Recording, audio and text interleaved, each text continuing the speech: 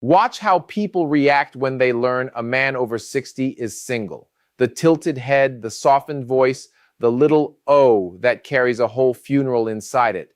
Society has decided that a single man your age is a man something went wrong for, and it pities him with a confidence that would be funny if it weren't so completely mistaken. Because here's what I've come to understand and what almost nobody will say out loud. A single man over 60 is holding advantages that married men quietly envy, that younger men can't access, and that he himself usually doesn't recognize because he's too busy apologizing for his situation to notice what it's handing him. Today, I'm going to name 5 of these advantages, real ones, not consolation prizes. And I'd ask you to stay until the end because the last thing I'll say reframes all of it, including what these advantages are actually for. The first advantage, for the first time in your life, your identity belongs entirely to you. Think about what your identity has been made of decade after decade. You were somebody's husband, somebody's father, somebody's provider, somebody's employee, somebody's reliable pillar. Every version of you was defined by a role, and every role came with a script written by someone else. Even good roles you loved, still meant that the question of who you actually are kept getting postponed year after year because there was always someone whose needs answered the question for you. Now look at where you're standing. For the first time since you were a boy, nobody's expectations are drawing your outline. You get to ask the question most men die without ever asking, who am I when I'm not performing a function for someone? What do I actually like, want, believe when no one's watching and no one's depending? That question terrifies some men into the television chair. But for the man who takes it seriously, this is the greatest luxury of his entire life, a self-discovery that was simply impossible at 35, because at 35, 3 people were waiting for him to come home and be who they needed. A man spends 40 years being what everyone needs, and then one day the room empties and he finally gets to meet the person who was doing all that work. The second advantage, you never have to settle again. Understand what settling actually was for most of your life. It was structural.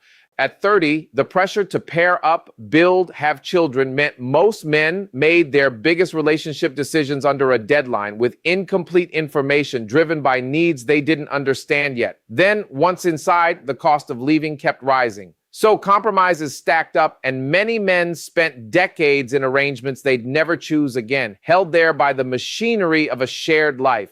You're outside that machinery now. And look at what that does to your position. You need nothing from anyone. Your home runs, your days are yours. Your life is complete as it stands, which means anything you say yes to from now on, any woman, any relationship, any arrangement will be chosen from freedom rather than from need. Do you understand how rare that is? Most people at every age choose their relationships at least partly out of fear, loneliness, finances, or pressure. You're in the small minority of human beings who can choose from a full table rather than an empty stomach. Whatever you accept now, you accept because it genuinely adds to your life. And that single fact changes the entire quality of what you'll build next. There's a practical side to this second advantage that deserves a moment because it changes how you carry yourself around women without you doing anything at all. A woman can sense faster than either of you could explain whether the man in front of her is choosing her or clinging to her. The man who needs a relationship broadcasts it in 100 small ways. The overeagerness, the too quick agreement, the anxiety under the charm. While the man whose life is already full broadcasts something else entirely. Music, an ease that says, your presence would be a pleasure, not a rescue. And women respond to that difference more strongly than to almost anything a man can say because everyone at every age would rather be a choice than a solution. The third advantage, every relationship left in your life is real. This one is quieter, and it took me a long time to see its worth.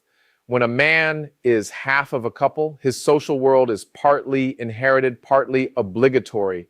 The dinners with people who were really her friends, the gatherings attended out of duty, the connections maintained because that's what couples do. There's warmth in some of it, sure, but there's also a lot of scenery. Relationships that exist because the structure requires them rather than because anyone chose them. Look at your world now. Every person still in it is there for one reason only. Somebody chose it. The friend who calls you does it because he wants to. The children who visit come for you, not for the family performance. The conversations you have happen because both people wanted them to happen. Your social world may be smaller, but it has no scenery left in it.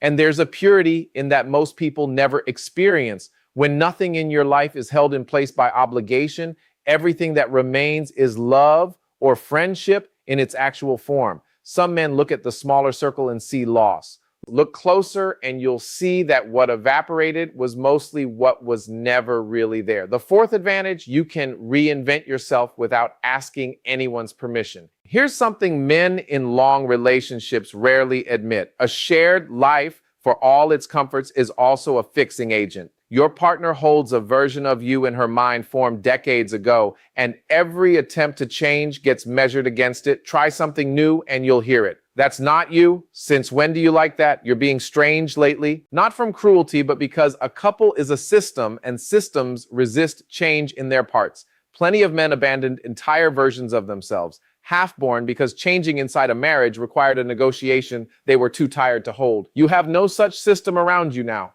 You could take up painting tomorrow, sell the house, grow a beard, learn Spanish, become a man who hikes at dawn, and not one person on this earth holds an old version of you that you'd be betraying. Do you grasp how rare that freedom is at any age? The single man over 60 is one of the only humans alive who combines full self-knowledge, real resources, available time, and zero identity supervision. Younger men have the freedom, but not the wisdom or the means, while married men have the means, but not the freedom. You're standing in the only spot where all of it overlaps, and most men in that spot never even look down to notice. The fifth advantage is the one nobody talks about, and it's the deepest: peace as your baseline. Let me say something that's considered almost forbidden to say. A significant number of long relationships, maybe more than anyone admits, run on a low hum of chronic tension. The recurring argument that never resolves, the eggshell topics, the silent scorekeeping, the sighs, the atmosphere management. Men inside it stop noticing the way you stop noticing a noisy refrigerator. It's just the sound of home. And that hum costs something every single day in a currency nobody counts: the state of your nervous system. Now consider what your home feels like. Music. You wake when you wake. No tension waits for you in the kitchen, and no mood must be read before you can speak. Your evenings unfold without negotiation, your decisions without appeal. What you have, and probably discount because it arrived without ceremony, is a life where peace is the default rather than the exception. Men still inside the hum would need a week in your house to even understand what they're missing. And this peace does more than feel pleasant. It restores you. A man who lives in calm thinks more clearly, sleeps more deeply, music, and meets other people from steadiness instead of depletion. Whatever the future holds, it will be built by a rested man, and rested men build better. Now, here's the reframe I promised you, the thing that changes what all of this means, because there's a wrong conclusion sitting right next to everything I've said, and I want to steer you past it. The wrong conclusion is that these 5 advantages are arguments against ever sharing your life again.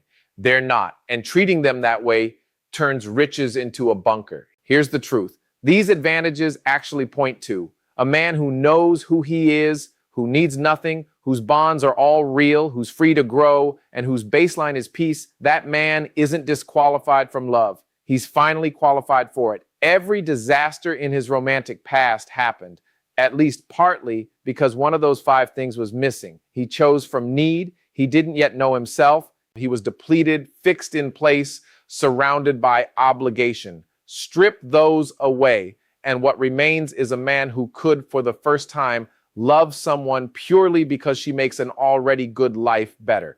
So don't let anyone, including the voice in your own head, tell you this chapter is a waiting room. It's the opposite. You're living in the strongest position you've ever occupied. If you stay single, you stay by choice in a life you built and like.